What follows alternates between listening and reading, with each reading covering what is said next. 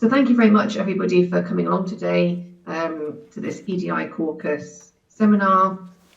As you may know, we have a seminar series that runs all the way through the caucus, sharing news from the community, but also sharing our own research projects. And today we're going to be hearing from Workstream 3, which is looking at the organisation of work, but particularly we're going to be sharing the outcomes of a survey we conducted over the first and second year of the caucus across the UK, looking at the impact of the Covid-19 pandemic and lockdowns on EDI across the research and innovation ecosystem. So the seminar today is going to be led by James Richards, and he is joined by Siddhartha and Joss, but we have a wider research team involved as well, and our thanks goes out to the entire research team for their contributions to the survey. So next slide, please.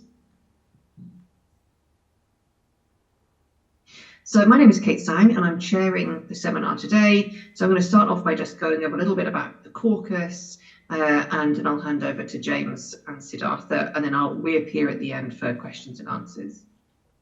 So please do use, we have a Q&A function, and you can use the chat function. I should be keeping an eye on both in terms of questions.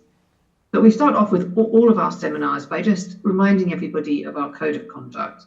And we do that because the online space, as you're probably aware, can be subject to hacking or people turning up that shouldn't be here. So EDI Caucus is dedicated to providing a harassment-free experience for everyone, regardless of sex, gender identity and expression, age, sexual orientation, disability, physical appearance, body size, race, ethnicity, religion, or technology choices.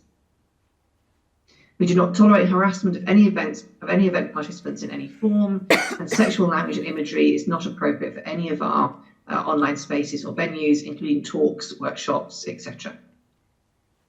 And if anybody violates this, which is very unlikely they will, but if they do, we may be forced to remove you from the meeting. And please note that you can activate the closed captions by clicking on the three dots at the bottom of the Zoom screen and selecting closed captions option. I also, on my screen, have a little box that says CC in it, and that's to show captions. So please just, if you've got any issues, you can drop us a message in the chat as well, or contact Vanilla, who's there under EDICa admin, or me. Next slide, please. So ideally, if you can use the Q&A function to type a question, if there's any issues with that, please do use the chat function. In the Q&A function, you'll be able to see all the questions people have asked, and you can upvote the ones that you want answered. So if there's something there you are going to ask, you don't need to ask the same question again. You can just put a tick next to it, and we'll know to prioritise the questions with the most votes for them. And also you can use the chat for community discussion, but please bear in mind that the chat is not accessible for everybody. But as I said, I'll be keeping an eye on the chat and the Q&A function as we go through. Next slide, please. Right. So for those of you who aren't familiar with the EDI Caucus, I just wanted to give a brief introduction and then I should be handing over to James. So the EDI Caucus, the Equality, Diversity and Inclusion Caucus, is funded by UKRI with additional support from the British Academy. And the overall aim of the EDI Caucus, EDICa for short, is to accelerate equity across the research and innovation ecosystem by providing evidence bases for initiatives to mitigate and overcome barriers faced by marginalised researchers and innovators and everybody working across the ecosystem.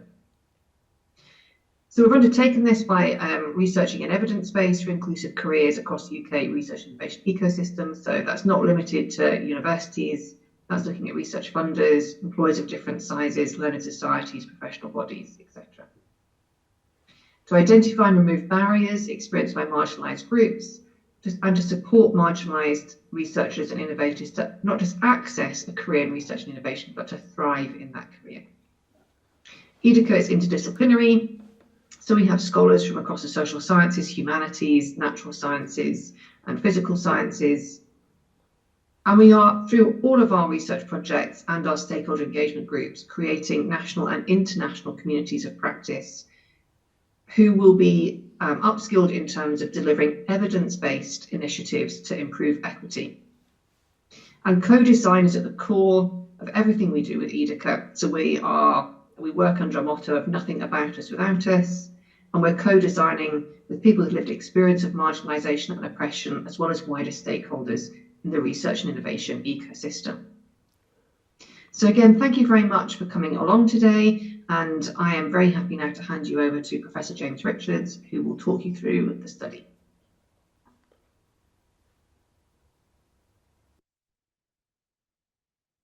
Thanks, Kate. Sorry, just having a little bit of problems with changing my slides, as you've no doubt spotted already. Yeah, thanks for the intros and welcome everybody.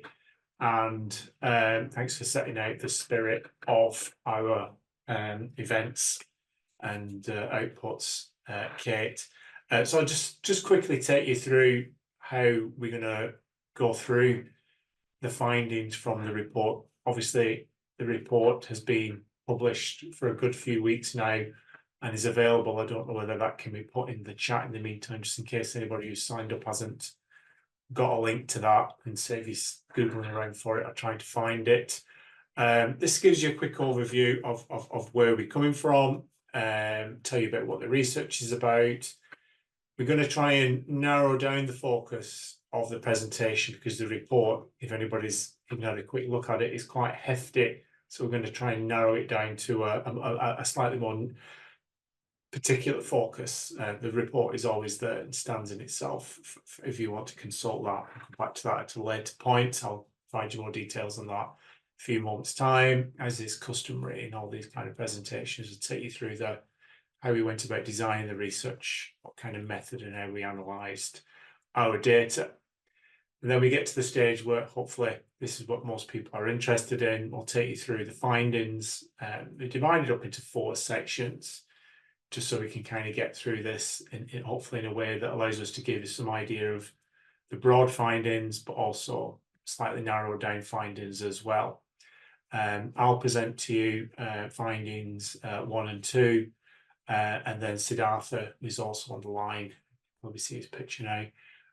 He'll take you through findings 3 and 4 and go through the conclusions, and I'll step back in again when it comes to the recommendations and next steps, because this is a project that, whilst we've come a long way with it and we made some pretty good and important conclusions and recommendations from it, we are going to do some follow-on research from that. So that's what we're going to take you to at the end of this presentation, and that might be the basis by which that you want to comment or ask any questions. So in terms of the research itself, it was driven and set around one particular research aim and one particular research question. And the aim is to examine and understand the impact of the COVID-19 pandemic on EDI in the UK's research ecosystem, and in doing so, make recommendations for change to key stakeholders with vested interest in this critical part of the UK's economy. And a question that goes with it, which should be no surprise in one sense, is what has been the impact of the COVID-19 pandemic on EDI in the UK's research and innovation ecosystem? So that's the kind of question that we're hoping to address as we go along today, but we're going to tailor it slightly around a couple of groups. So just to say what the focus of the presentation will be, we'll cover a wide range of issues related to EDI, the pandemic, and the research innovation ecosystem, provide you with some general findings, which are all there in the report. But what we will be focused on are two particular groups that we've got quite high samples on related to for the groups that we could probably have a lot more to say. And the two groups that the EDI Caucus has focused a lot of its attention on over the last 2 years or so, and will do for the rest of the lifetime of the project, and hopefully its legacy will serve such groups very well. So Siddhartha will be doing part of the presentation. Will be focused on two groups, disabled and neurodivergent groups as well, and then we'll finish off with some general and specific recommendations. So in terms of research design, this has kind of already been mentioned already, or if anybody's familiar with the work of EDICa, will know already that 2 pillars, if you like, of EDICa is this notion of co-design. The survey that this is ultimately built around was in large part the result of a co-design process. It's probably important to note that in particular we have a section on bullying and sexual harassment, and that was an aspect that literally directly came from the co-design process here. We broadly go about doing the research and framing everything we do here at EDICa around the social model of disability, and just reflecting the idea of how EDICa is very much about how do we kind of shape and transform the way that work is organised across the research innovation ecosystem, and how we're only really going to resolve issues related to disability if we remove those barriers which are intrinsically linked to the way organisations organise the work and the structures and the processes, etc. So the methodology that we chose was mixed methods, although principally at this stage it involved a quantitative survey. We also approached the design in terms of a convenient sample. It would have been great to have had a representative sample. We did lots of things along the way to try and increase the representativeness of the data that we were gathering, but there's limitations to that, as anybody knows, when it comes to doing this kind of research.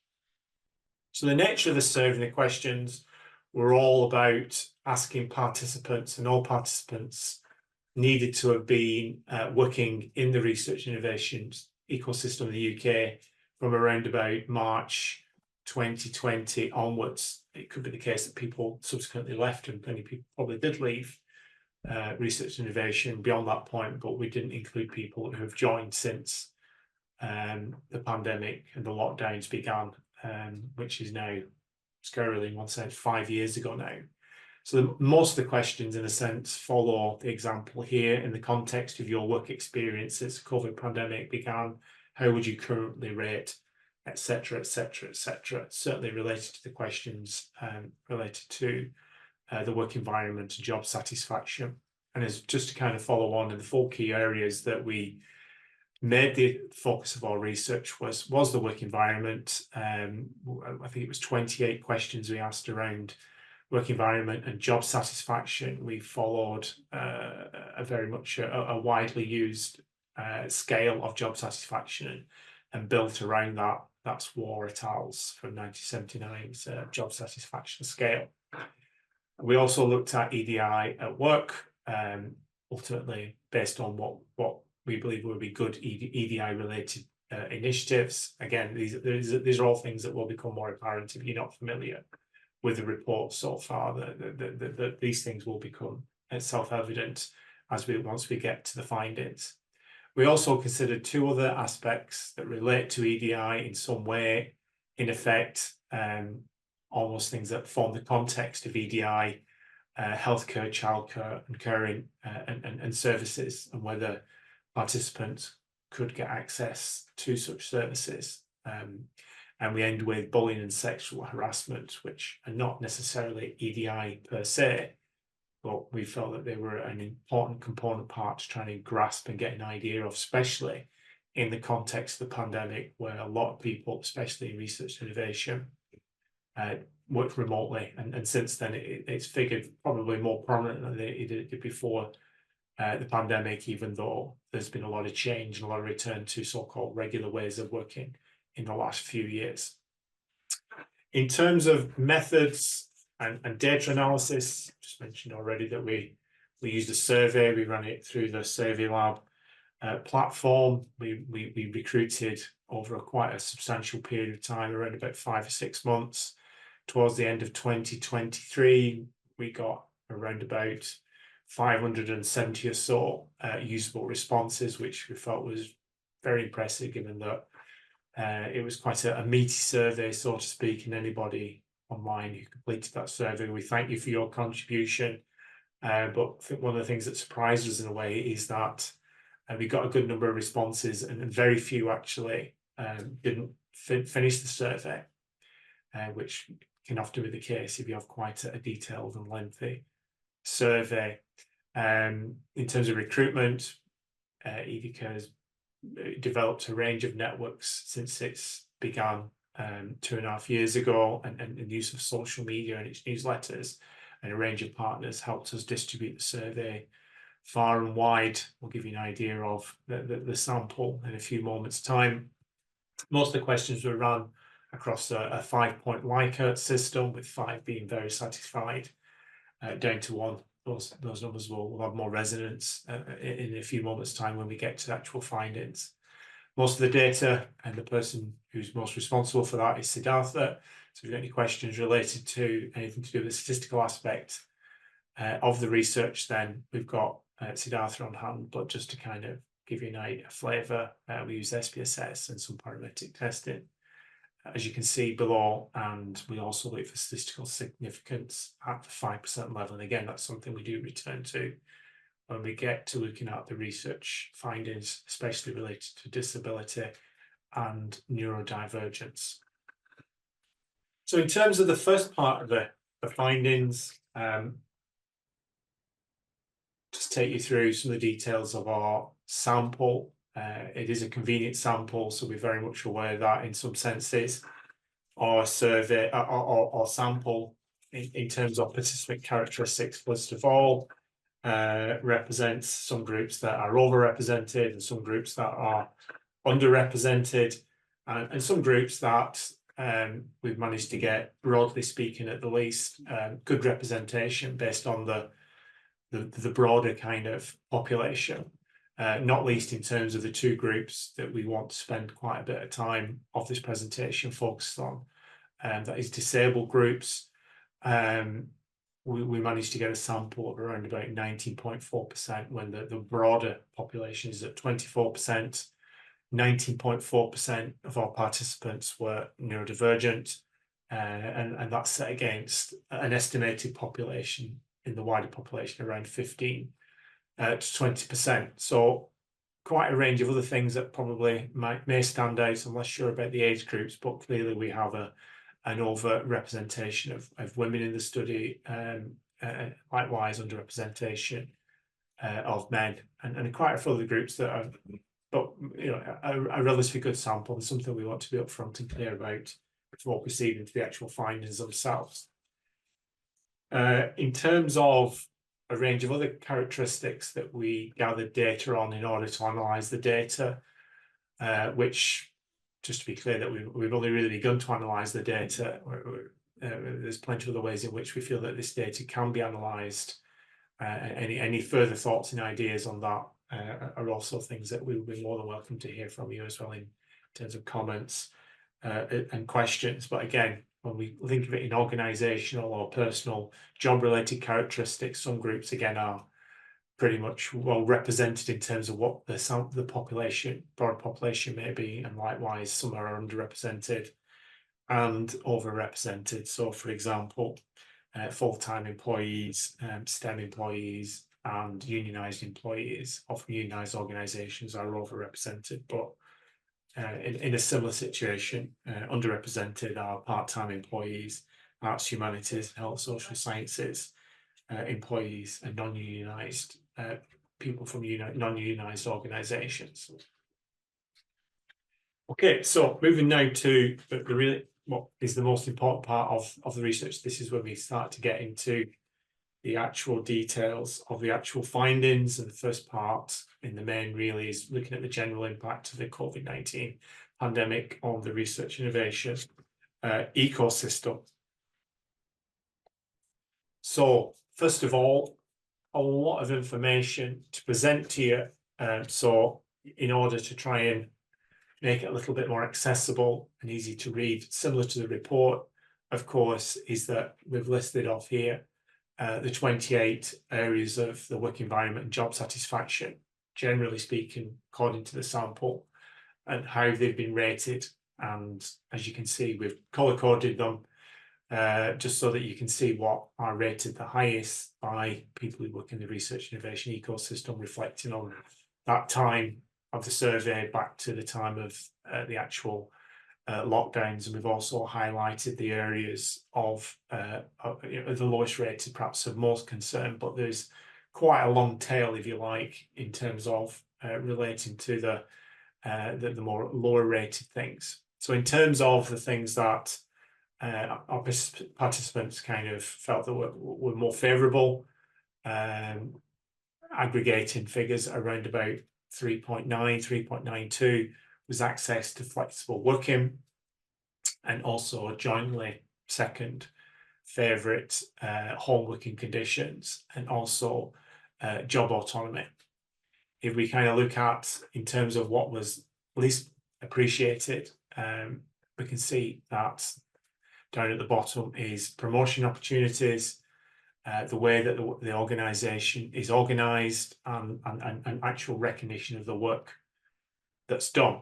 So in a sense, I think we have to be careful when we look at job satisfaction or the work environment either individually, because ultimately it's often a collection of things that really kind of set the scene of, and I think it's fair to say, before going any further really, that this does represent some really quite mixed results, and it's hard to say whether access to flexible working is a compensation in a way for or lack of promotion opportunities, or a lack of recognition of the work that people do. And especially given that this was, as we all know, a really quite difficult time to be working and to just keep concentrating and keep trying to move things along.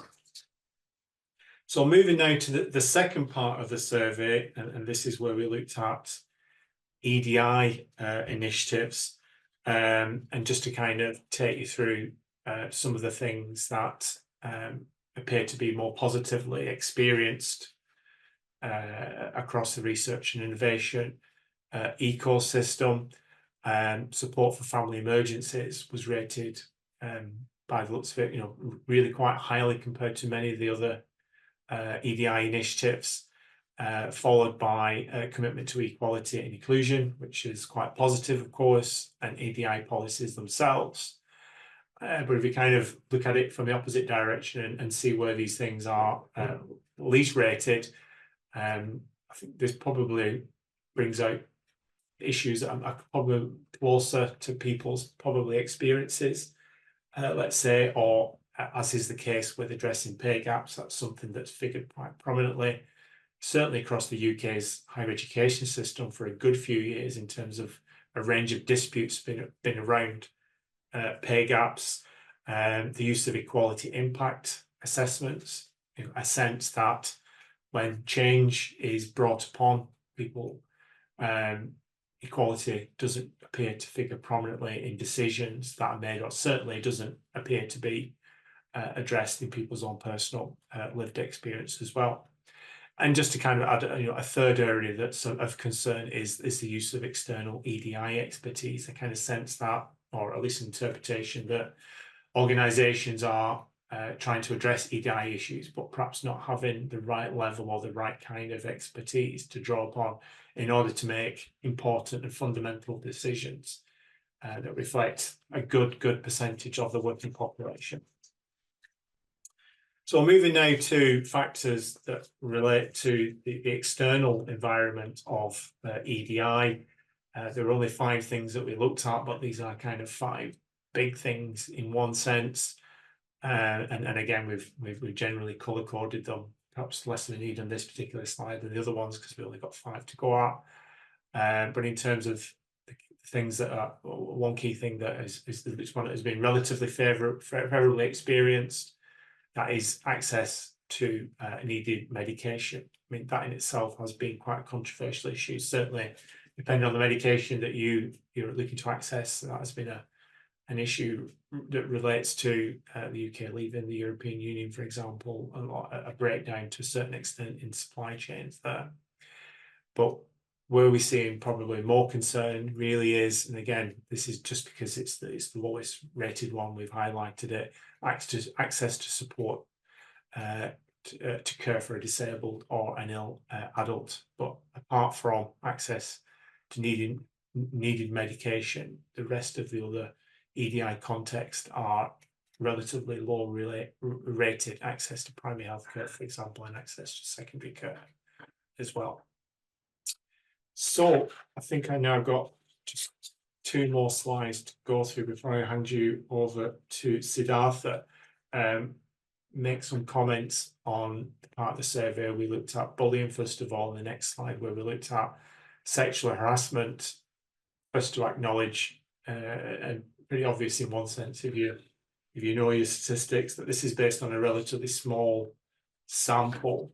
You know, we had around about 570 so across the full sample, but in terms of the people who completed the final part of the survey, numbers dropped quite sharply, and we would expect that to happen. We wouldn't expect everybody to have had some personal experience of bullying and harassment, whether it's been experienced directly or witnessed indirectly.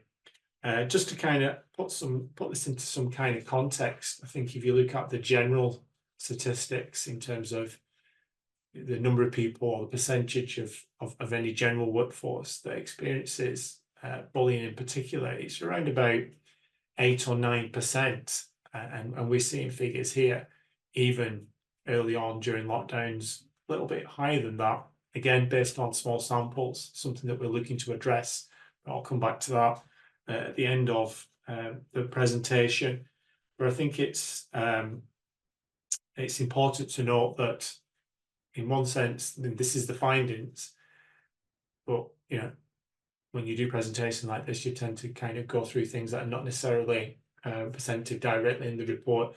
When we co-designed the survey, the people that we spoke to, there was a sense that bullying and sexual harassment had increased during the pandemic, when the figures here quite clearly show, despite them being based on a small sample, have increased fairly and quite highly, really, in a sense. It's quite shocking to think that 24% of people have witnessed bullying in some kind of way since the pandemic, and how bullying and experienced or witnessed during the pandemic was quite high as well. And, you know, that's the time when a lot of people kind of assumed that people were being a little bit more kinder to each other, and organisations were being, you know, perhaps not pressing down on the pedal related to performance management as much as they had been until that around about that time. So this is just going to end, and I'm going to hand you over to Siddhartha, who will tell you the story of disabled and neurodivergent employees in the research innovation ecosystem. During the same period, this is 3 tables. First of all, highlighting who our participants attributed sexual harassment, who did they report it to, and what was their sense of satisfaction in terms of a response to the organisation when it's been reported. Although it's important to note that a lot of people, I think it's around about a third or so, didn't report in the first place. So in a sense, you know, sexual harassment from colleagues went up relatively sharply after lockdown. Reporting to line managers went up after lockdown. Maybe that's something to do with accessibility. Perhaps people see more people more in person. But I think that the thing that stands out the most, but cautioning very much so on the size of the sample, the lack of satisfaction with how sexual harassment was dealt with in organisations. I think we had minimal responses who indicated that they were satisfied in some way. And I think during the lockdowns, we didn't find anybody at all who was satisfied with the way that the organisation dealt with the response. So I'm just going to move on to part 3, and I will mute myself, and I'll hand over to Siddhartha, who's going to take you through this part 3 and part 4 of the findings. Siddhartha. Thank you, James, for laying up the foundation of the analysis and the presentation. So within specifically when we talk about the disabled workers and the neurodivergent workers and within the research and innovation ecosystem, one major change that we are doing also while doing our analysis and also for the presentation is that we are looking at the significance which was happening on each of the factor. So when you are looking at the table, what you will see is that the segment which is being color coded in blue is statistically different in terms of the p-values that are there. So all the parts which are blue in color they were statistically significant and that they were having some amount of impact that was there. And we had multiple factors which are actually playing in when it comes to the job satisfaction in the work environment experiences, specifically at the time of pandemic. What we further did was that whichever were the significant ones, we were also looking at that within the disabled and the non-disabled workers, what are the major three trends which are top 4 rated and which are the 3 most bottom one that was there. So when we talk about the top 4, it was basically the home working condition that was a very important factor that was playing in terms of that it was important to them, be it for disabled or non-disabled. This is where we took up the means. Second was access to flexible working, because there was like hybrid working, remote working, and post lockdown space also there was this particular aspect that people were looking at accessibility in terms of having a more flexible workspace that was there. What are the sick leave aspects that were there? That was another important thing, which was the top aspect that, and this is where support from the line manager or the organization in terms of the policy played a very important factor.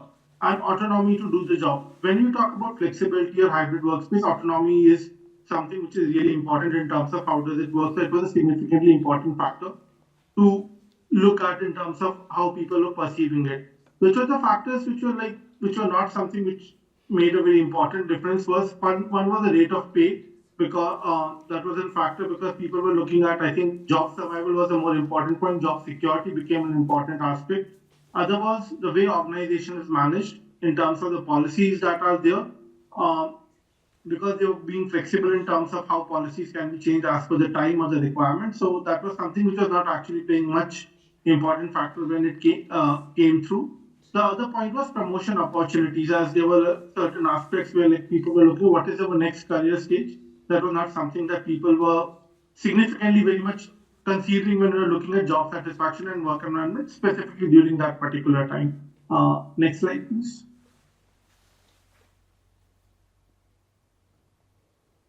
Then, when we talk about the participants experiencing bullying during and the post-lockdown, one particular trend mostly you will see is that it has increased. Something that was explained, discussed by James earlier as well, is that even in the sample that was, which was 104 out of 576 people who responded on this particular part, there was a difference in terms of people who were experiencing it and people who were witnessing it. But the trend increased except in 1 or 2 certain circumstances where people said that during the lockdown it was less. Otherwise, if you look at it, post-lockdown it actually kept increasing. This was also dependent on some of the factors that how the policies were changing or how the organization might be supporting it. So this was something that also made us look at it, that will be part of the further study that we are looking at. Next slide, please. Then it came, it was very important that once we looked at disabled community, then we looked at neurodivergence as an important factor. The reason was that our sample was almost a significant part of the population that we were looking at. So it was like 15 to 20%. That was important for us. Again, the factors changed up, and when you look at the significant factors, these were rate of pay, relationship between management and staff, so basically a line manager and your relationship. Way organization is managed still remain one of the significant factors. The factors that came different was support to external funding and opportunities to author, because it is a research and innovation ecosystem. So there were like concerns about authorship, not just for papers, reports, but the other particular aspects. What remains very significantly important was for somebody from the neurodivergent community, home working conditions, access to flexible working, job autonomy were really important as a factor, which was very different when we compared to neurotypical person who was like, for me, the more important point was flexible working, the sick leave part, and a concept that James has worked on is the leavism part, where people still keep continuing to work even when they have taken up a leave. So that was something that was a bit different that turned up. Another part that actually also was, which was on the lower side, was in terms of, which was not very important, was support to apply for external funding, promotion opportunities, and the organization is managed was something that people were like not very much concerned about that. Okay, it was a factor for their job satisfaction aspect that was there. Next slide, please.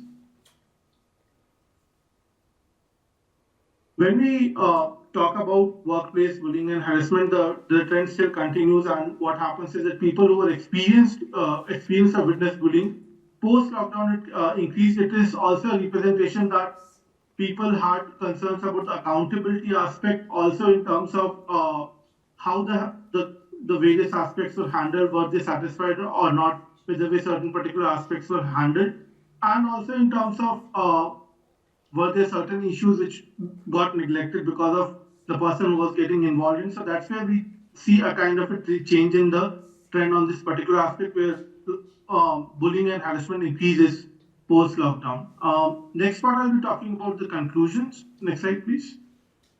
So we are dividing the conclusion in two parts. One is some of the general conclusion aspects which are there from the overall report that we are looking at, and we can look at maybe the main three parts that which are the best performing aspects, which are still very good in. So these were in terms of autonomy at work, relationship with colleagues, flexibility in work location hours, openness to flexible work, any kind of a tailored support that people were looking at, accessibility of EDI resources. And there were other areas which were problematic part, which was in terms of access to social support, access to mental health support. There were like workload aspects, job security aspects, which are point of concerns that were there. There was critical gaps in employee experiences, which was in terms of maybe the openness to flexible work, EDI training availability, social service access. These were some of the factors which were there. There are critical structural EDI issues which remain addressed, and that's where the aspect that comes of EDI representation and leadership, support after raising concerns. Sometimes even absence of intersectional data or data collection was one of the part that was there, and under-representing mechanism was the other part. External resources had a significant impact, and it was in terms of the policies and everything that was coming through, and also in terms of it had a direct impact that how external resources play out. It was issues which are typically beyond that of research and innovation organization system, that you need to have partnership with external supporters to make things work in a particular direction. As I said, trends have in sexual harassment and bullying were continuously changing, and then it was a point of a concern that was there. Next slide, please. When we talk about disability and neurodivergence, there was a clear-cut appreciation of home working important to both disabled and neurodivergent employees, and this was something which actually is part of. We had responses from people where they said that how it makes a very important impact in terms of how the work can be more flexible, and they're able to contribute more when the flexibility is provided. Job satisfaction, both for neurodivergent employees and for disabled employees, was low in certain key areas, which I did point out. It is also clear that higher level of bullying and general was observed by disabled and neurodivergent individuals. This was also because the needs were different, and also maybe sometimes because of the policy, certain aspects, it is dependent on the discretion of the line manager, how it is going to be implemented. We also have carried out further studies on that particular part. One point that we have is that right now what we are presenting is basically the statistics and significance part. There are more insights that will come out when we talk about the intersection of disability and neurodivergence as the data analysis part. So that will bring more insights. Now I'll hand it back to James. Pause.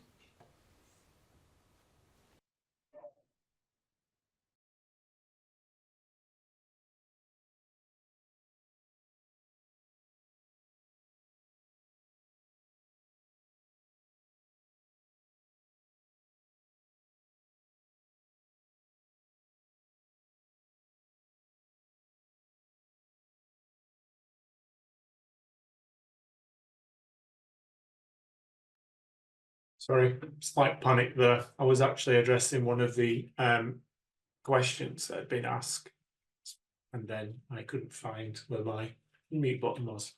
So just to generally provide some details of our recommendations, if you've seen the report, and as we kind of mentioned at the beginning of the presentation, the report was set up to make recommendations to the full range of stakeholders, the research and innovation ecosystem, certainly when it comes to matters related to EDI and they're all listed there in effect, and there are details in the report related to them. What we thought it might be more important to address and to probably bring to people's attention if they're not already aware of it is that we obviously recommended a range of changes to the funders for this project and many other projects across the research innovation ecosystem in the UK. It comes from government funders led out of organisations such as UKRI. What we felt was important to do was to actually run these by the funders, just to kind of get an idea of their ideas related to what we're thinking of as well, and effectively co-design them. So this is just to kind of give you an idea of what we came to a conclusion over. First of all, just evaluate how demographic questions related to disability and neurodivergence are phrased. So, for example, or really to tackle the issue of low reporting, and one way of address the low reporting of such protected characteristics in the research innovation ecosystem is not necessarily to ask people whether they're disabled or not. Best to ask people whether they relate to effectively the Equality Act 2010 definition of disability, which is either a lifelong condition or a condition that's lasted for 12 months or more, or is cancer or MS that impact on work and in a significant fashion. And we find that not just even in this context makes an important difference. Other recommendations: further work is required related to intersectionality effects and patterns across disciplines, something that we need to do more number crunching and statistical analysis of the data that we have in other data sets in order to get an understanding of the nuances related to intersecting identities.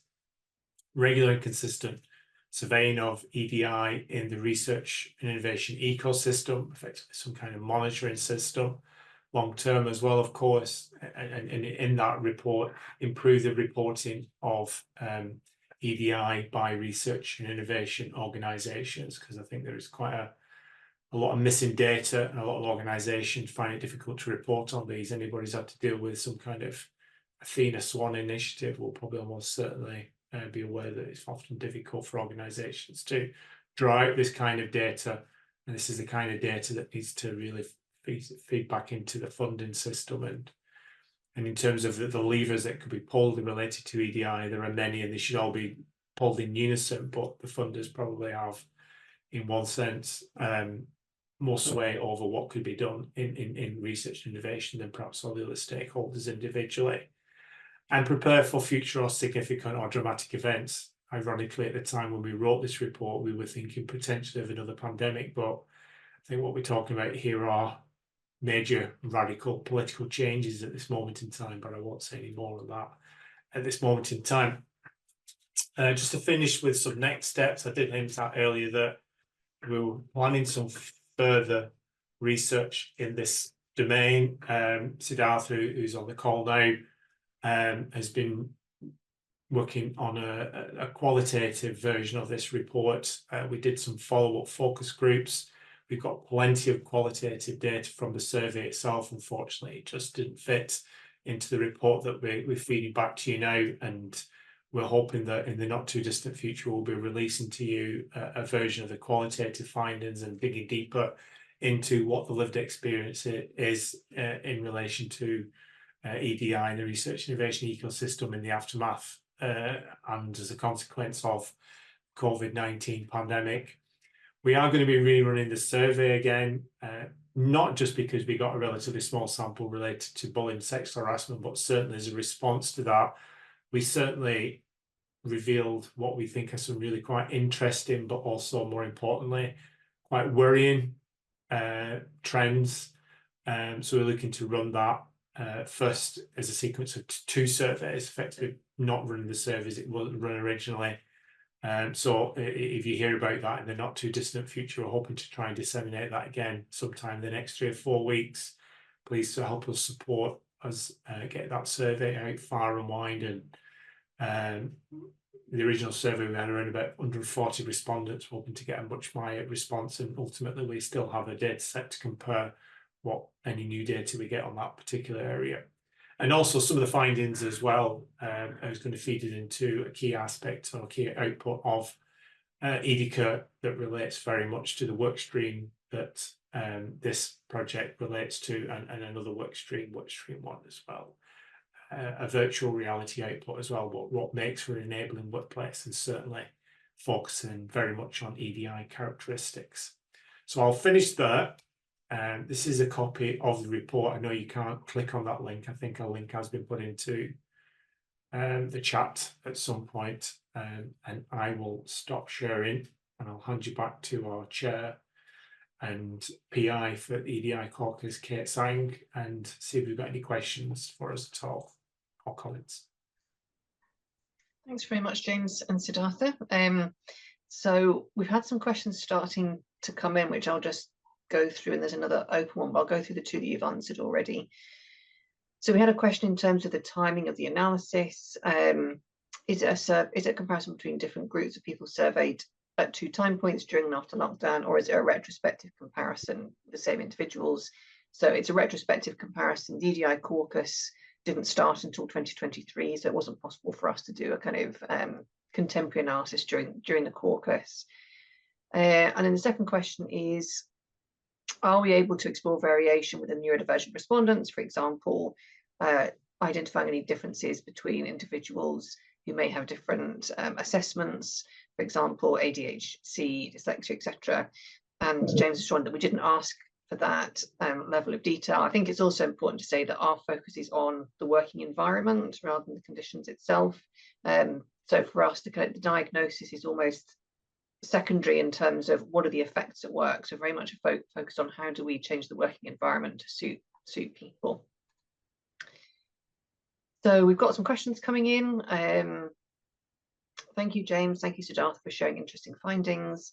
Because the study explored areas such as work environment, I'm wondering whether we can find some parallels between this research and broader policy efforts to promote fairer and more inclusive workplaces, for example, in Scotland. So I think the questioner there is probably hinting towards the Fair Work framework, potentially.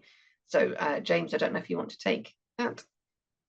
Yeah, I mean, in one sense, I think it's probably what we can reveal now, though it's hidden in the detail to say the least, is that folk at the EDI Caucus, because we're based in Scotland, we've also done work related to the Fair Work framework, which is not a massive difference from other frameworks for good work in England, and I think there's also a Fair Work in Wales as well. It has been broadly influenced by that, and it certainly is some scope for us to write up the research in different forms to kind of reflect such initiatives. I mean, in another sense, we're also very much looking to influence other frameworks, ideally regulatory frameworks, not least the bill that's currently going through Parliament in the UK Parliament on the Employment Rights Bill.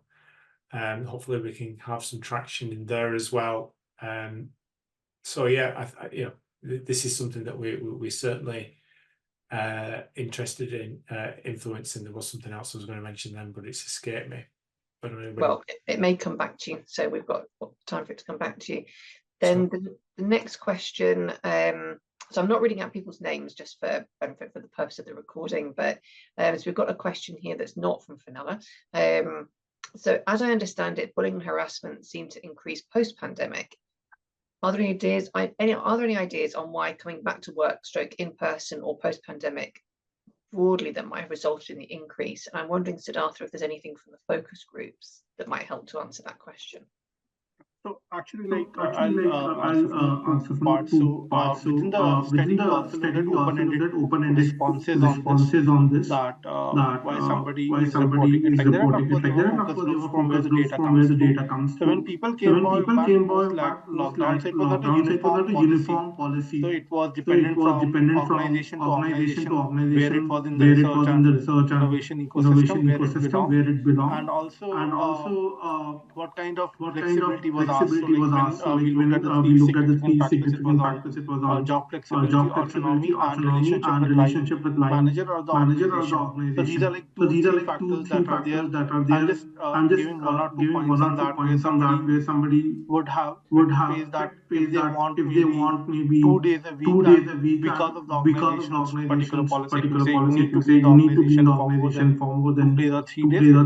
It would have led to certain scenarios, and the implementation part was not something which was very common. Something which comes from both quantitative and the qualitative part, where it says that the EDI implementation on the policies could have made from the external aspects could have played an important role where people would have felt that there's a discretion that was coming through on implementation of policy. So that is where people felt that it was different. Secondly, long-term health conditions and caring responsibilities became an important factor post-pandemic, and they were very different. They were getting acknowledged in a very different way because of the life situation, and I think that is where social model of disability is very important in terms of understanding that it's not the medical health, it's basically on your life position that's very important. That if somebody is having a caring responsibility, a child care responsibility, if the policy is not very inclusive, it might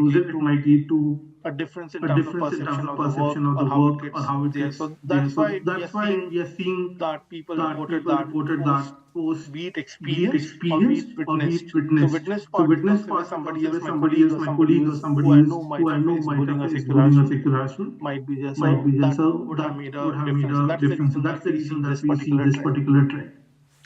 Great. I was going to come back to you, James. All I was going to add to that is based on the final slides, that's very much something that we hope to come back to with the follow-up survey and to see whether that trend has persisted since. Because in many ways it could have gone down again, but if it stayed high or gone higher than that, then we do need to explore that in more depth. I think that might be one of the ways in which we elicit comments. We might want to ask why people, what's changed about the nature of the work or the environment that they feel that has led to the bullying or sexual harassment experience or witnessed. Okay. And James, I see you've added an extra response to the question around policy frameworks. Was there something you wanted to add for the purpose of the recording? Yeah, it was specific related to policy frameworks related to the angle that was taken initially, which we want to do with government regulatory frameworks. I just wanted to say that some research we did do that we completed around about a year or so ago has subsequently gone on to influence quite substantially a matter related to EDI, related to doctoral training grants. So just to kind of say this is very much part of a range of things that probably premature at this stage to kind of be certain about what the impact of this research may be, but based on this research we've done previously in other aspects of EDICa, and what EDICa is all really about. It's not just about creating a solid base of evidence. The idea is to push for a real change and impact. That's why we were commissioned. That's what we were about in terms of a project team and the philosophy that surrounds it, what we're commissioned to do. Thank you very much. So just to give people a chance to maybe come in with a final question in the last 5 minutes, I wondered if James and Siddhartha, you might be able to reflect on the fact that we have quite a high reporting rate of disability in university. You did both mention it when you spoke. The data generally from universities and ESA is somewhere in the region of 5% reporting rate of disability, and we've always known that's an under-reporting rate. So I just wondered if you could reflect a bit more on maybe why is it that this survey had such a high reporting rate, one that's more consistent with what we might expect to see in the general population? For either one of you. I can start with that, and I think it's important to state that I don't think there's anything explicit in the data set itself. Siddhartha, please correct me if I'm wrong or wildly wrong even. But I think there are a number of things that probably led to a good response rate from such groups. And I think one thing that was mentioned in the final slide was how we termed certainly disability, referring in a sense to the definition of disability rather than the term disability itself. What we did actually clause at the bottom saying, almost saying like PS or a star. This is the actual legal definition of disability. I think it's fair to say, I think we've come across this in a range of context, Kate, that there is a misunderstanding to a certain extent of what disability actually means, and I think when people get an idea and the term is presented to them in a manner that they can relate to, in a less stigmatising way, the term disability is stigmatising in itself, and I think we're just more likely to identify with that and therefore check that box. I think that's one of the reasons. And I think conversely that's perhaps too strong a way. The failings potentially of people who gather data normally on this. If it's a staff survey or a HESA data, etc., then these are terms that people just are put off by, stigmatised by. The nature of a lot of across research innovation is just not friendly towards disabled and neurodivergent people. And I think people, as we've probably learned, are put off. Simply because it's not a helpful thing to identify us. But I would say my other key reason why I think that I think as a project, I think it's been quite a powerful project in the sense that I think it became quickly apparent that who's to say what actually happened, but I'd like to think it was the nature of the team that we are as EDICa, that we're a trusted research centre, and I think by us sending out surveys of participants, that people have trusted us, that we are this is something that we represent changing and transforming EDI across ultimately a very large sector, of course. So I think a lot of it's to do with who we are as people in terms of how we set ourselves up, and off key philosophies, co-design research and use of the social model, and trying to transform workplaces, not trying to change people. Have you got any extra thoughts and ideas, Siddhartha, at all? So I got only two. One thing was that the survey that was running for actually a substantial time. It was almost 6 to 7 months. And one very important point because of the co-design approach, the survey was very inclusive, and the language was something that made the survey not something being targeted, but felt that this is getting included. Like if you go through the report and if you go through the survey, you will understand that.